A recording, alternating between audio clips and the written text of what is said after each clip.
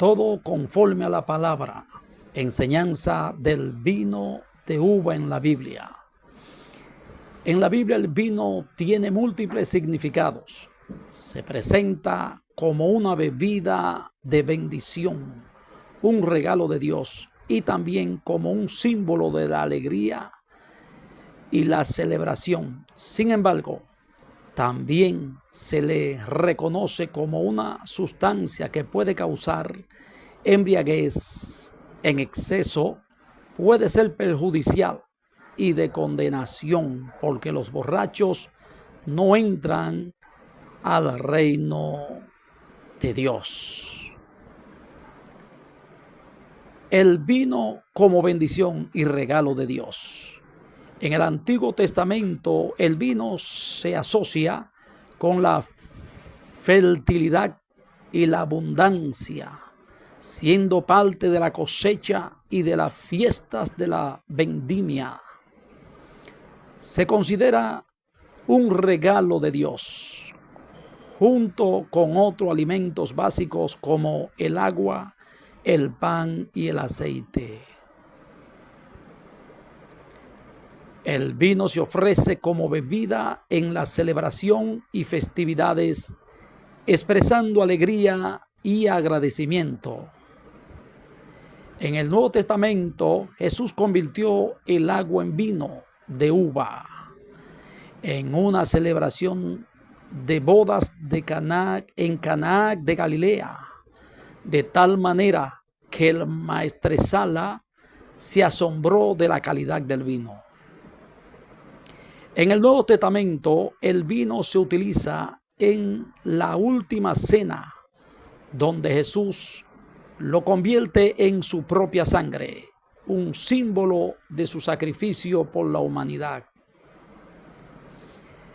En la liturgia cristiana, el vino se utiliza en la comunión representando la sangre de Cristo y su nuevo pacto o alianza con la humanidad.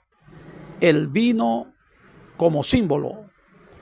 En el Antiguo Testamento, el vino puede representar la fidelidad de Dios a su pueblo y como el amor de Cristo a su iglesia, como en los cantares. En el Nuevo Testamento, el vino se convierte en un símbolo de la nueva alianza, de la sangre de Cristo y de la salvación. El vino como advertencia. La Biblia también advierte sobre el abuso del vino, destacando los peligros de la embriaguez y la falta de juicio. Algunos versículos del libro de Proverbios hablan sobre los efectos negativos del vino en el sexo, como la falta de sabiduría y la posibilidad de causar violencia. Se enfatiza la importancia de la moderación y el uso con dominio propio del vino para no embriagarse. En resumen, el vino en la Biblia es una bebida compleja y multifacética que puede ser una bendición y un símbolo, pero también una fuente de peligro si no se usa con dominio propio. En la Biblia, la palabra para vino en hebreo es yayin y en griego es oinos. En el Antiguo Testamento, yayin se utiliza para describir el vino fermentado. También oinos se usa de manera similar en el Nuevo Testamento. San Mateo 9:17 nos dice: ni echan vino nuevo en odres viejos. De otra manera, los odres se rompen y el vino se derrama y los odres se pierden. Pero echan el vino nuevo en odres nuevos y los unos y los otros se conservan juntamente. El vino nuevo es porque se escoge y se le echa los ingredientes necesarios como levadura para hacer el vino fermentado. Cuando simplemente se hace jugo de uvas es porque se va a beber sin fermentar y no se le echa ingredientes para fermentar. Al igual cuando licuamos uvas y hacemos un jugo para beberlo como jugo. Solo se le llama vino nuevo al vino preparado con los ingredientes necesarios para echarlos en odres nuevos para ponerlos a fermentar. En San Mateo 11:18, porque vino Juan que ni comía ni bebía, y dicen demonios tiene. Vino el Hijo del Hombre que come y bebe, y dicen he aquí un hombre comilón y bebedor de vino, amigo de publicanos y de pecadores, pero la sabiduría es justificada por sus hijos. Vino en Juan 4:46. Vino pues Jesús otra vez a Caná de Galilea, donde había convertido el agua en vino. Y había en Capernaum un oficial del rey cuyo hijo estaba enfermo. Es decir, que aún a donde Dios hizo vino, sanó a un oficial del rey, sanó a su hijo y hizo grandes milagros. Porque Dios estaba de acuerdo con el vino de uva. Dios está de acuerdo que el hombre entienda que lo que Dios hizo fue el vino de uva y que no nos avergoncemos de su santo evangelio. El que se avergüenza de su evangelio estará siempre avergonzado de decir que Jesús hizo vino. El Señor también se avergonzará de él en el día de su venida delante de los santos ángeles. Primera de Timoteo 5:23.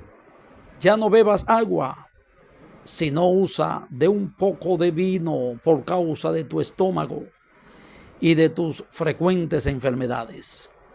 Aquí vemos que el vino se usaba como remedio.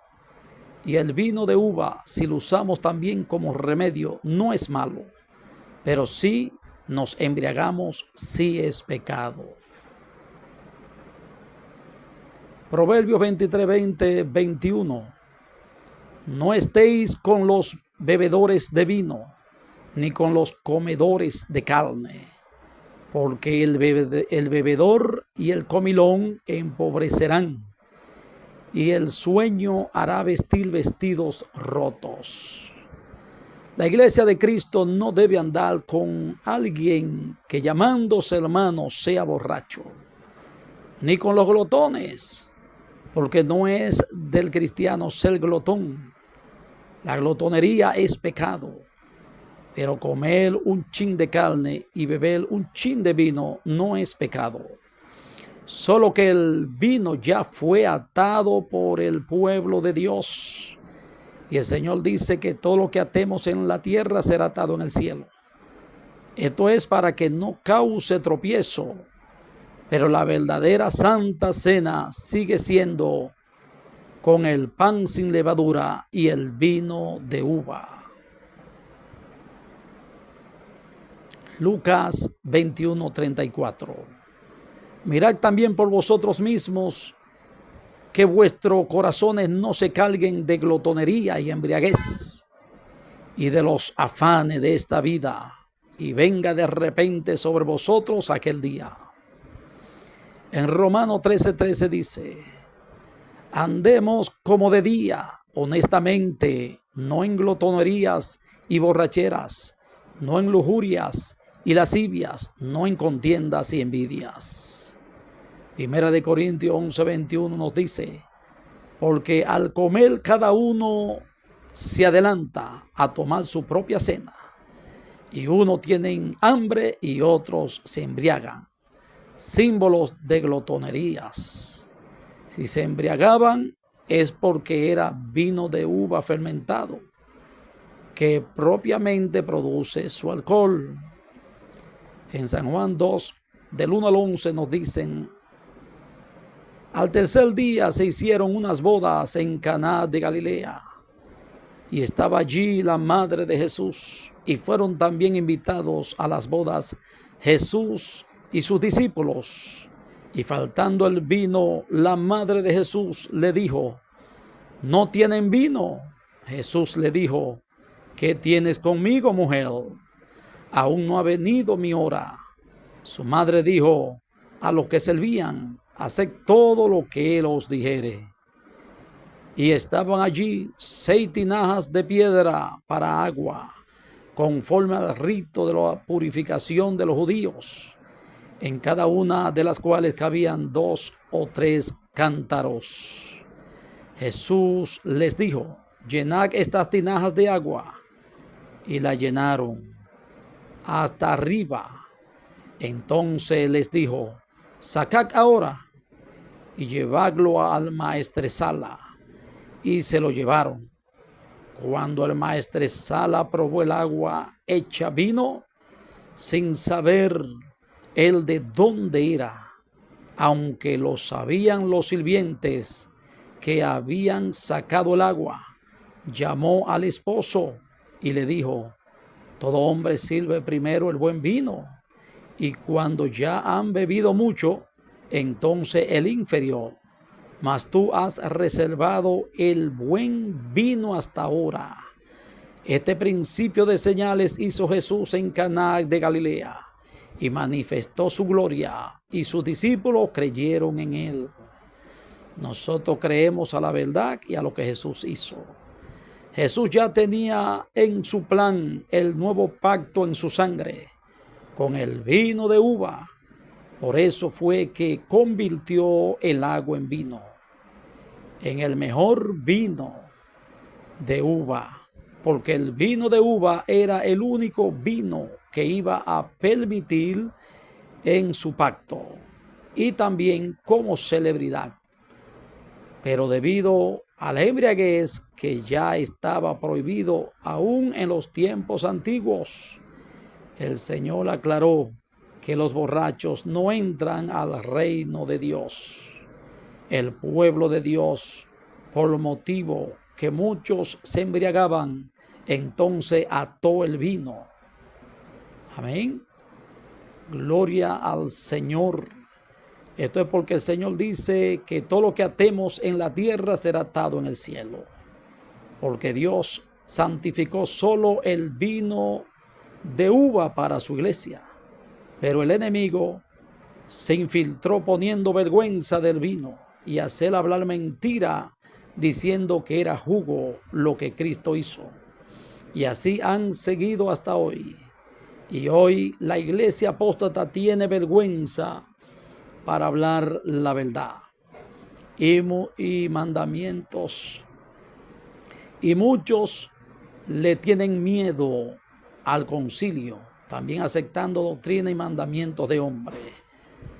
Pero yo no fui llamado para seguir doctrinas ni mandamientos de hombre, sino para hablar la verdad de la palabra de Dios. La verdad es que el vino que Jesús hizo era el mejor vino con el alcohol que produce el vino de uva fermentado. Y los discípulos que conocieron la verdad nunca hablaron en contra de eso, sino que la Santa Cena siempre la dieron con vino de uva fermentado. Y muchos se embriagaban al principio porque no era jugo, sino vino. Y Pablo tuvo que reprenderlo duramente. Primera de Corintios 11, del 20 al 22. Cuando pues os reunís vosotros, esto no es a comer la cena del Señor, porque al comer cada uno se adelanta a tomar su propia cena. Uno tiene hambre y otro se embriaga. Pues, ¿qué? ¿No tenéis casa en que comáis y bebáis? ¿O menospreciáis la iglesia de Dios y avergonzáis a los que no tienen nada. ¿Qué os diré? Os alabaré. En esto no os alabo. Esa grande reprensión entregó Pablo a la iglesia porque está prohibido embriagarse, y la glotonería y ser hambriento, eso no es de Dios. En Efesios 5:18 dice: no os embriaguéis con vino, en lo cual hay disolución, antes bien sed llenos del Espíritu Santo. De esto que debemos de ser llenos, debemos de embriagarnos con el Espíritu Santo. Hechos 2:13 nos dice: mas otros burlándose decían, están llenos de mostos.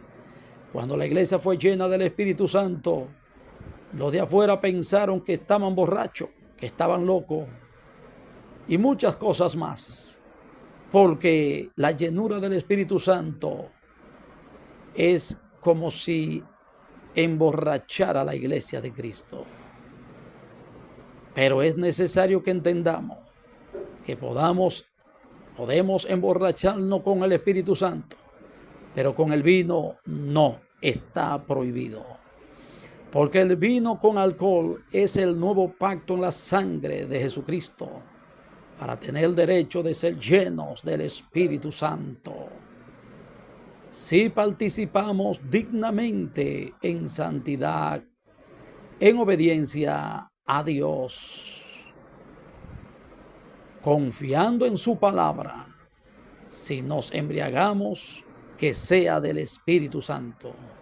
Dios llenó a la iglesia del Espíritu Santo en el día de Pentecostés y parecían que estaban borrachos. Si no nos emborrachamos con vino, gloria a Dios, seremos emborrachados del Espíritu Santo de Dios. ¿Verdad? Cristo viene ya.